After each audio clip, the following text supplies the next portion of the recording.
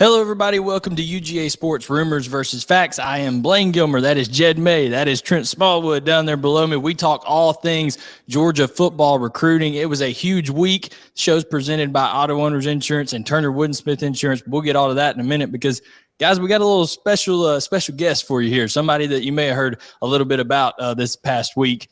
None other than Dylan Raiola joins us here. Dylan, thanks for joining Rumors versus Facts once again, my man. Of course. Anytime. Loved my time last time, and, happy to be back on.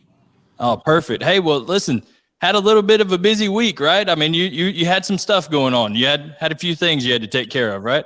Yeah, I did. It was great. It was a fun thing to take care of, I would say. Absolutely. Well, we got to get the hard-hitting question right off the bat out of the way. Probably the most important thing. What was the best thing you ate on that visit down there? Best thing, definitely Chuck's. Right when I got in, we went to Chuck's, and that place was awesome. Watched March Madness and ate some really good food. So I don't think it gets any better than that.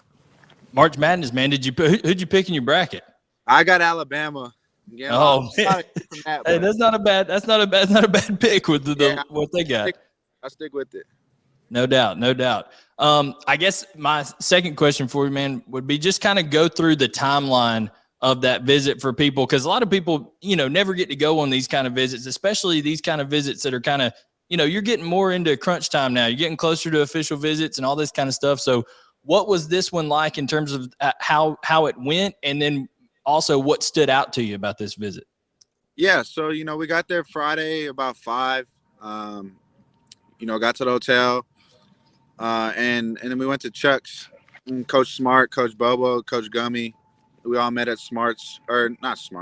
Chuck's, and we enjoyed dinner, enjoyed spending time with each other, and that was just overall a great way to start things off. And then Saturday we went to breakfast with Coach Gummy, and then after that we went straight to meetings, team meeting, quarterback meeting, back to offensive meeting, back to the quarterback meeting, and then we had practice. And just watching the practice was huge. I've been to one, and you forget how intense and how physical practice is. Being the first padded practice.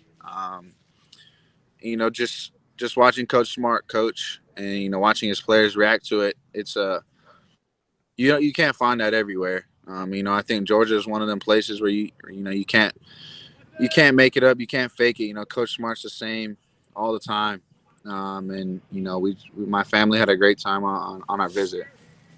Absolutely. Jed, what you got, man? Yeah, you talked about watching practice and being in meetings, and obviously this is the first time you've been out there since Coach Bobo has taken over for Coach Monken as OC. So just from seeing him work with the guys on the practice field, in the meeting room, just what were your impressions with him of how he teaches the guys, coaches the guys, relates to them, all that kind of stuff with Coach Bobo? Yeah, I mean, he's coached a bunch of great quarterbacks, and just watching him, operate with his quarterbacks, and just seeing his offense, that was critical for us, and we wanted to, get out there and see that, and very impressed with what we saw. Yeah, I know there was, some more recruits on campus, some guys that you talked to. How was the interaction with the recruits on the visit? And I know, Ryan Wingo being there. I know you're close to him, but how was the interaction with you and the recruits? Yeah, it was great. You go to a place like Georgia, you get big time recruits at practice, and just being able to meet those kind of guys, chat with them.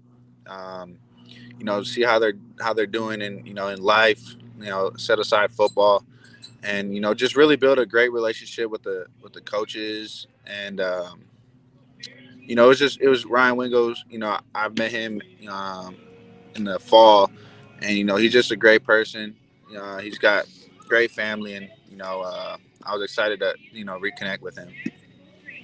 Absolutely. So where do you kind of you got to decompress from this kind of visit, right? But before you all even got a chance to do, I wanted to give you opportunity to talk a little bit about, you got to go do something cool after y'all drove up to, I think South Carolina, the South Carolina, North Carolina border, and saw a pastor that you know and stuff like that. So talk about that. That'd be a cool little experience there. Yeah, that was a bucket list thing for me and my family. I really do believe Pastor Derwin was, it was just meant to be that we meet at this time. We went to lunch, and just hearing all the connections that we have. And the crazy thing is we haven't met each other through all the connections that, our families have together. And I just think it was just God's timing working out perfectly that we meet him, this time. And, I would speak for my mom, especially her. She couldn't wait, to meet him. I think she was looking forward to that a lot. And, just really surrounding myself with godly people like that, and just showing me how, to use God's platform that He's given me. I think that I would put that up there as probably one of the highlights of my trip. And that was Dylan Gray, who I think he posted in a tweet. He played at BYU and also had some NFL going on, stuff like that. So y'all were throwing it around a little bit in the tweet that he was sharing out. Yeah, he wanted to show off his arm a little bit, and hey, he still got it. He can sling it around. So yeah, that was pretty cool. Absolutely. What were your thoughts on the hire of Daryl? Daryl, man, who's the Daryl Dickey. I lost my train of thought. What were your thoughts on the hire of Daryl Dickey and Brandon Streeter as analysts at Georgia? Sorry, I lost my train of thought there. You're good. I knew those guys. They recruited me at, their previous schools, and, it just goes to show how such a small world football is. And, really just finally, things coming full circle. I really like both of them. They know a lot of football, and, I'm very blessed, to have them on staff along with Coach Bobo and Coach Gummy. Yeah, I mean, so what's kind of next in this in terms of timeline and things like that? You still got, I know you got a big visit this weekend. You're probably excited to go up there and, see your uncle and see how things are going up there with Nebraska. But what else is on the docket this summer, and when are you going to be coming back to Athens? Yeah, we're trying to take things, day by day, week by week. Really just really praying on it. And, trusting God through this whole process, I think is going to be the most important thing. We're going to Nebraska this weekend, and then, we kind of, we're really trying to just figure out what's next. Like you said, we're really praying about it, decompressing on everything, and, no timetable for my commitment. I know that's not what I want. I want it to be right, and I'm just praying, trusting God. I have great people to mentor me, like Pastor Derwin, a bunch of my pastors out here in Arizona, Montel Jordan. I'm just very fortunate to have these many people around me supporting me and pulling for me. Absolutely. It looks like you're at a baseball game. Yeah, I am. I'm at my brother's baseball game. I was out here in center field. So, I mean, if you get on the mound, if you hopped on the mound, what are you throwing off the mound? Man, last time I hopped on the mound was about 2 years ago. I said I hit 89, so I'm pushing for 93. I mean, are you still going to play baseball this year? No, I'm not. Okay. No, I'm not. But no offense to those baseball players, because I know how hard it is to throw that much gas. So I could be mistaken on how hard I could throw. Well, hey, if you hit 89 as an 8th grader or ninth grader back then, man, you'd be up there. You'd be up there as much as you guys had going on strength wise. I guess. Yeah.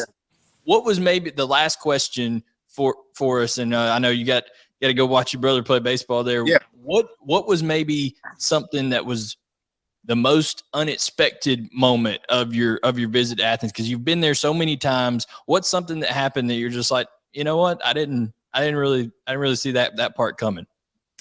Yeah. That's a really good question. Going back there for the first time, since Chandler has been our host, I would say that was probably the hardest thing for me. you know, that was definitely something to take in, getting used to a little bit. But you know, I felt, you know, like it was a family there, and they kind of, you know, welcomed me, and we kind of all talked about it, and so you know, I think that was something that was a little strange. You know, her being my host for all 5 times I've been there. Um, you know, I would say that was the most difficult thing, but you know, I know she was up top, you know, excited, and you know, she was glad that I was back on campus.